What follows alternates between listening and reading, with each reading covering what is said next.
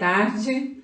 Nós entramos na obra da escritora chilena Isabel Allende por um livro não muito conhecido, mas que eu gosto muito, que é Valuna.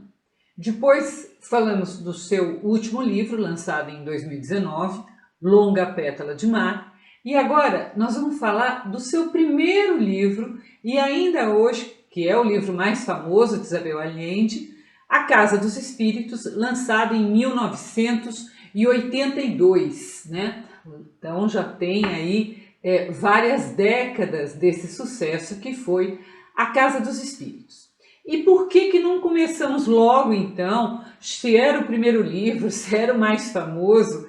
Porque eu sempre acredito que é importante conhecer livros de momentos diferentes, né? Se possível, separados por décadas, para ter uma visão um pouco mais abrangente, uma visão mais acertada da escrita e do estilo do autor. Porque acontece que a grande maioria das pessoas lê apenas um livro, lê apenas o livro mais famoso de um autor e esquece, né, que a escrita ela muda de acordo com o tempo, ela muda de acordo com o repertório.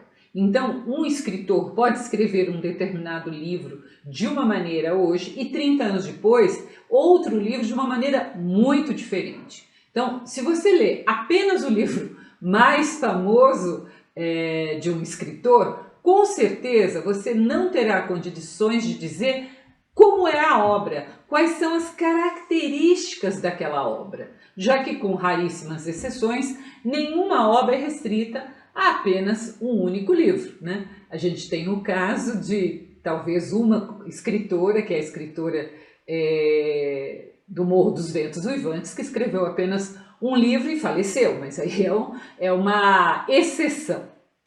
Então, vamos à Casa dos Espíritos.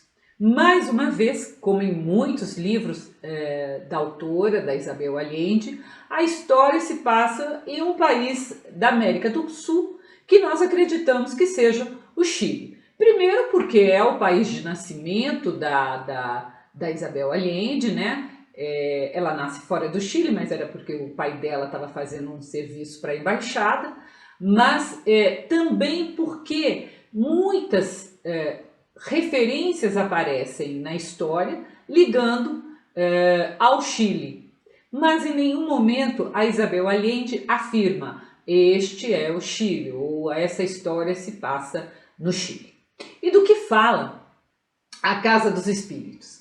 A Casa dos Espíritos vai nos contar a saga da família Trueba e vai nos contar por 3 gerações. A própria Isabel Allende já declarou numa entrevista que ela se baseou na sua família para construir a narrativa. E essa narrativa vai colocar em destaque as personagens femininas. Então, a avó, a mãe e a neta, as 3 gerações, mas sempre com o olhar da avó, da mãe e da neta. Não é uma família comum, porque a avó, desde menina, conversa com os espíritos e mexe, somente com a força dos pensamentos, ela mexe os objetos, né? Imagine naquela época, a gente não tem muito claro isso, mas são 3 gerações, vai chegar até a década de 70, mais ou menos na época do golpe militar no Chile. Então vocês imaginam que era bem complicado uma menina que mexia os objetos com a força do pensamento, né? E o que vai mostrar é uma realidade de um país sul-americano, pobre, com grandes diferenças sociais.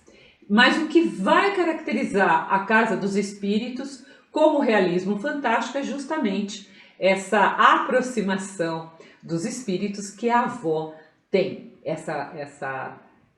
Essas pessoas também que vão conviver com a avó ao longo da vida. Então, aqui a gente tem que abrir um parêntese, principalmente para contar que esse realismo mágico ou realismo fantástico que muitos autores usaram numa determinada época, principalmente autores sul-americanos, foi devido a uma influência muito clara de um outro grande escritor, que é Gabriel Garcia Marques, o grande nome ali do realismo mágico, que justamente em 82 ganhava o Nobel de literatura e que já se utilizara com muita maestria no seu livro também mais famoso, né, 100 anos de solidão. Então, o Gabriel Garcia Marques era um grande nome na época entre os escritores sul-americanos e por isso mesmo vai influenciá-los como influenciou Isabel Allende, né? Então, esses livros desta época da Isabel, Eva Luna tem um pouco também, são esses livros que têm mais desse realismo fantástico. Depois, isso nem sempre vai acontecer na sua obra. Então vamos lá, vamos à saga dos Trueba. A avó vidente chamava-se Clara, olha que nome mais sugestivo, a filha chamava-se Bianca e a neta chamava-se Alba.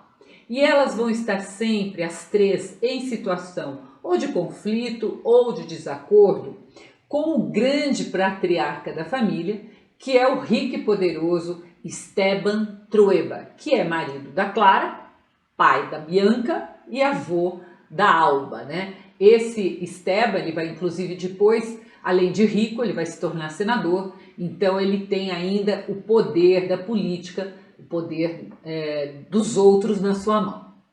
O que eu acho muito interessante é que enquanto os personagens femininos vão se alterando a cada geração, porque com o tempo, os costumes e os valores de uma sociedade mudam, então a avó, a mãe e a filha e a neta, desculpa, acompanham a evolução, o Esteban não. O Esteban continua sendo autoritário, reacionário, incapaz de mudar e de se adaptar às necessidades da sua família, dos seus empregados e do seu país, já que também ele vai se tornar um senador, né? Então é um conservador que é incapaz de acompanhar o tempo, né? Ele ficou parado lá há muitas décadas, né? E não consegue evoluir. Como em quase todo livro de Isabel Allende, a repressão e o golpe militar de 73 e a ditadura compõem também o pano de fundo dessa grande história. Eu já falei em outros posts aqui no canal que a ditadura militar gravou muito a vida da Isabel Allende. Não deixem de ver aqui Eva Luna e Longa Pétala de Mar, que eu falo disso também. Em 2007, durante um evento, né, que a Isabel estava falando livremente, ela nos dá uma dica da sua escrita. Ela diz: o que preciso para meus personagens em meus livros? Um coração apaixonado.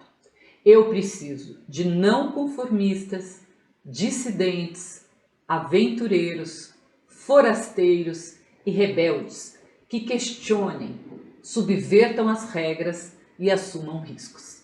Então, esses são os personagens que dão boas histórias ao ver da Isabel Allende. Como vão ser a avó, a mãe e a filha, né? Esses personagens. Então, eu creio que são esses personagens, amarrados em uma escrita que sabe muito bem como contar uma história, que faz da Isabel Allende a escritora mais lida em língua espanhola em todo o mundo. E a Casa dos Espíritos, ela vai ter outras obras, além das que nós temos aqui no canal, e a Casa dos Espíritos fala justamente dessa grande luta das mulheres ao longo do século XX. Mulheres que são esses personagens que ela citou, mulheres que não se conformaram com a submissão. E por isso, a Casa dos Espíritos é um dos grandes clássicos da literatura, não apenas sul-americana, mas mundial, e que você não pode deixar de ler. A resenha está no meu canal www.miriambevilacqua.com.br e, se possível, se inscreva aqui no canal. Nós vamos falar de muitos escritores sul-americanos também, como Isabel Allende. Até a próxima!